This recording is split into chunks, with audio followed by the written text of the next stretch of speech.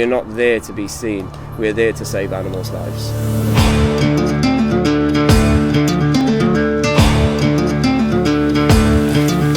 So the Hunt Saboteurs Association started in 1963 as a voluntary organisation, and to this present day, now in 2017, it remains the same way.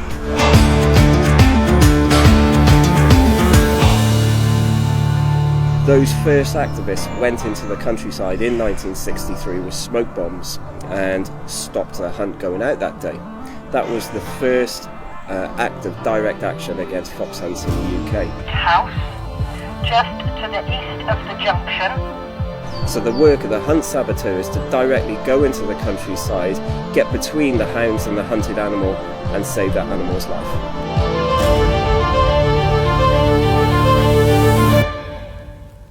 A huntsman, for example, trains his hounds to three things. He trains the hounds to the sound of the hunting horn, the whip, and his voice.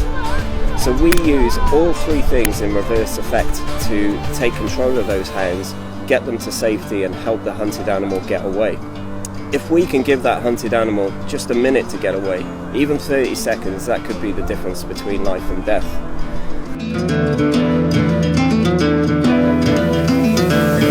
Yes, I do believe the fight for animals is a political fight, but I believe at the same time it's a fight that should be in everyone's lives. You know, this should start from how we treat our pets at home, and this should go for, you know, animals we see within our daily lives as well.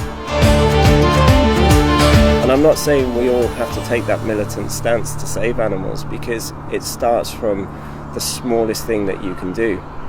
But I just think that awareness definitely isn't there like it used to be, and I really think that stunts like saving animals from labs and raising awareness about slaughterhouses needs to happen more and more and more.